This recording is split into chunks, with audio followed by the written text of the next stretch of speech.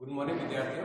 इससे पहले हमने पेपर सेकंड की 2 यूनिट पे चर्चा की। हम चर्चा करते हैं 3 यूनिट्स और 4 यूनिट्स के ऊपर। 3 यूनिट जो है उसके अंदर संसद के बारे में उल्लेख है। आपको पता होगा कि भारतीय संसद जो है वो वेस्टमिनिस्टर मॉडल पर आधारित है, यानी जो ब्रिटिश मॉडल है उस पर आधारित है। और हमारी संसद के भी 2 सदन है, जिस प्रकार ब्रिटिश संसद के 2 सदन है और अमेरिकी संसद के भी 2 सदन है। यद्यपि हमारा संसदीय गठन का जो मॉडल है ब्रिटिश है, उसे वेस्टमिनिस्टर मॉडल कहा जाता है। संसद के 2 सदन है हमारे यहाँ, लोकसभा जिसे संसद का निम्न सदन कहा जाता है और दूसरा है राज्यसभा जिसे संसद का उच्च सदन कहा जाता है। ये आम, इसको हम अगर सही मायने में परिभाषित करें तो इसको ग्रीन हाउस भी कहा जाता है और उसको रेड हाउस कहा जाता है, क्योंकि राज्यसभा में अगर हम क्वालिटी वाइज अध्ययन करें तो लोकसभा की तुलना में थोड़े रिच लोग आते हैं, इसलिए वो रेड सदन कहा जाता है और ये निम्न सदन कहा जाता है। इसमें कोई भी आम व्यक्ति, भारतीय नागरिक जो है वो अपनी अगर आयु की क्वालिफिकेशन पूरी करता है, निर्वाचित होने की योग्यता पूरी करता है, तो वो लोकसभा का सदस्य बन सकता है। इसके गठन की प्रक्रिया थोड़ी भिन्न है।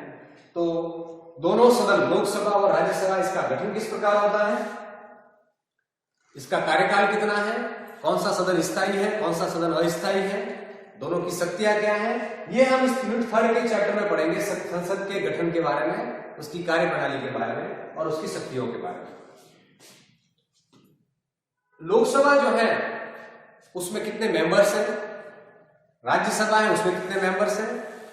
एक प्रकार से लोकसभा अस्थायी सदन है और जो हमारी निर्वाचित सरकार बनती है प्रधानमंत्री के नेतृत्व में, उसका लोकसभा में विश्वास का होना बहुत जरूरी है। मान लीजिए राष्ट्रपति किसी को मंत्री बनाता है राज्यसभा से भी, लेकिन जब वो अपना मंत्री के रूप में इस्तीफा देगा तो वो लोकसभा पर आकर देगा, ना कि राज्यसभा में आकर देगा। राज्यसभा का कार्यकाल 6 वर्ष है और लोकसभा का कार्यकाल 5 वर्ष है। और आप ये भी कह सकते हैं कि लोकसभा का कार्यकाल अस्थायी है। जब तक सरकार का बहुमत है संसद में तब तक सरकार कार्य करेगी और जैसे ही फ्लोर टेस्ट में सरकार गिर जाएगी, लोकसभा को राष्ट्रपति जो है भंग करके नए चुनाव की घोषणा कर सकता है। तो लोकसभा और राज्यसभा का गठन, इन दोनों का विकास किस प्रकार इस देश में हुआ, आजादी के बाद और आजादी से पहले इसकी क्या स्थिति थी। दूसरा है इसके अंदर हमारे अंदर उच्चतम न्यायालय, उसका गठन व शक्तियां। आप ध्यान रखना, संविधान का जो भाग 5 है उसमें, उसके अंदर ही इनका भी सबका उल्लेख है। मैंने पहले ही कहा कि भाग 5 जो है संघ कार्यपालिका का, तो संघ कार्यपालिका में राष्ट्रपति और संसद का अभिप्राय ये भी होगा कि राष्ट्रपति भी संसद का एक हिस्सा है, क्योंकि संसद जो है राष्ट्रपति की होती है। और उसी के अंदर हमारा उच्चतम न्यायालय है। एक बात आपको ध्यान रखना है कि भारत में जो न्याय प्रणाली पाई जाती है उसे हम एकीकृत न्याय प्रणाली कहते हैं। इसका अभिप्राय है कि हमारी न्याय प्रणाली जो है वो पिरामिड के ढांचे की बनी हुई है। सबसे ऊपर जो है वो हमारे सुप्रीम कोर्ट है और उसके बाद हाई कोर्ट है राज्यों के, उसके बाद डिस्ट्रिक्ट कोर्ट है और फिर निम्न कोर्ट है। तो सुप्रीम कोर्ट इन सबसे सुप्रीम है, सबसे ऊपर है। अगर जबकि हमारी शासन की प्रणाली संघात्मक है, हमारे यहाँ राज्य भी है और केंद्र सरकार भी है, फिर भी हमारी जो न्याय प्रणाली है वो एकीकृत है। इसके ठीक उल्टा अमेरिका एक संघीय राज्य है लेकिन वहां की न्याय प्रणाली दोहरी है। इसका अभिप्राय यह होगा कि राज्यवाद वहां संघीय न्यायालय में ले जा सकते हैं, जबकि हमारे यहाँ राज्यवाद भी आप संघीय न्यायालयों में ले जा सकते हैं। तो एक तो हमारे उच्चतम न्यायालयों में न्यायाधीशों की खंडपीठ कितनी है, उच्चतम न्यायालय की स्थापना किस प्रकार हुई और इस उच्चतम न्यायालय कौन कौन से बात सुनता है, उसकी प्रारंभिक अधिकारिता क्या है, उसकी अनन्य अधिकारिता क्या है और उसकी अपीलीय अधिकारिता किन किन विषयों पर होगी। तो उच्चतम न्यायालय का गठन और उसकी शक्तियां, किस प्रकार वो बेंच के रूप में बैठेगी, अगर वो मान लीजिए अपीलीय न्यायालय के रूप में वो कितने बेंच पे बैठेगी और किसी संवैधानिक विषय पर कोई वाद विवाद है तो वो कितने बेंच के रूप में बैठेगी, ये उच्चतम न्यायालय की शक्तियों का हिस्सा है। तो उच्चतम न्यायालय और उसकी शक्तियां। उच्चतम न्यायालय, भारत का जो उच्चतम न्यायालय है उसके बाद एक बहुत अधिक शक्तिशाली अधिकार है, वो है न्यायिक पुनरावलोकन का अधिकार। भारतीय न्यायालय 2 प्रकार से न्यायिक पुनरावलोकन करते हैं। एक तो वे संसद द्वारा बनाए गए उस कानून को अवैधानिक घोषित कर सकते हैं जो व्यक्ति के फंडामेंटल राइट्स के खिलाफ है। दूसरा, समय समय पर उच्चतम न्यायालय अपने द्वारा दिए गए फैसलों का भी न्यायिक पुनरावलोकन कर सकता है। यानी उच्चतम न्यायालय आज तो कह सकता है कि ये स्थिति ठीक है, लेकिन 10 साल बाद वो अपने फैसले को रिव्यू करके कह सकता है कि अभी ये स्थिति ठीक नहीं है। तो हमारे उच्चतम न्यायालय के पास न्यायिक पुनरावलोकन का अधिकार है। वैसे न्यायिक पुनरावलोकन की शक्ति का विकास सबसे पहले अमेरिका में हुआ।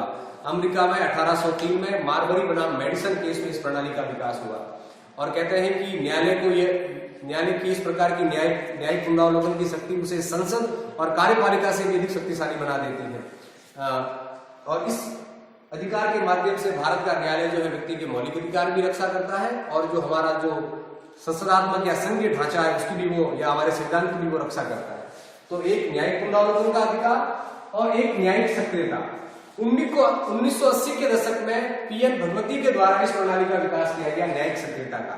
इसका बुनियादी अर्थ होता है कि मान लीजिए समाज में कोई सोशल प्रॉब्लम्स है, तो न्यायालय खुद आगे आकर भी गवर्नमेंट को निर्देशित कर सकता है कि आप इस पर कानून बनाइए या इस पर काम कीजिए।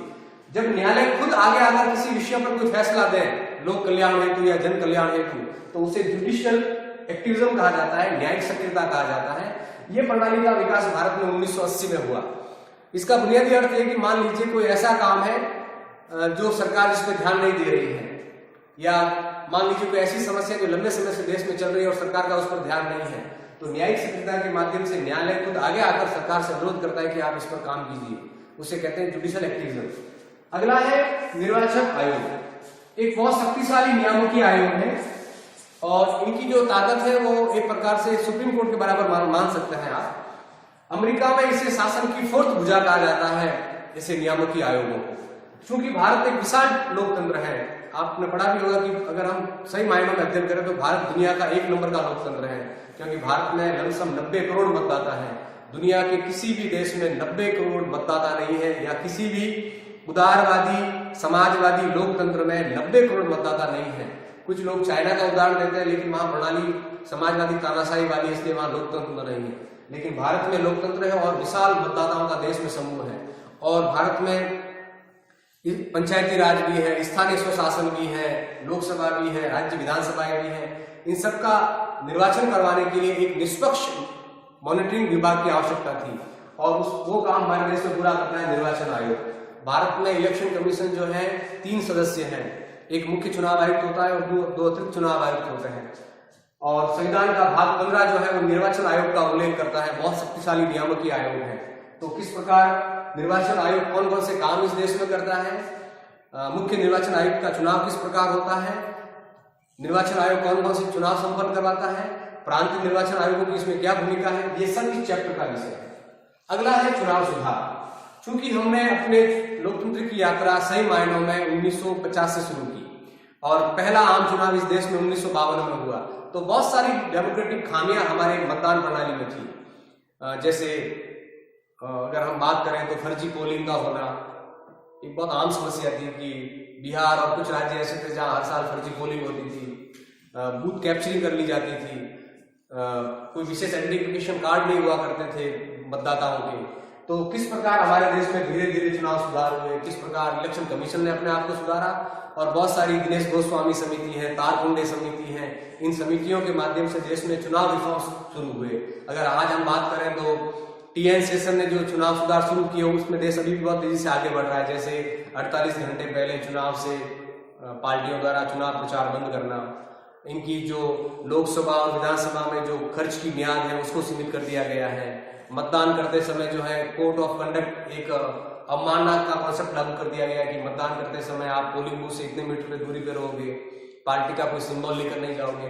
तो बहुत सारे चुनाव सुधार भारत में हुए। तो भी बहुत सारे चुनाव सुधारों की देश को भी आवश्यकता भी है और बहुत सारे चुनाव सुधार इस देश में किए जा भी चुके हैं। तो कौन कौन से चुनाव सुधार संबंधी कमेटियां इस देश में बनी, कौन कौन सी कमेटियों की रिकमेंडेशन इस देश में लागू हुई, वो कॉन्सेप्ट आपका होगा चुनाव सुधार संबंधी।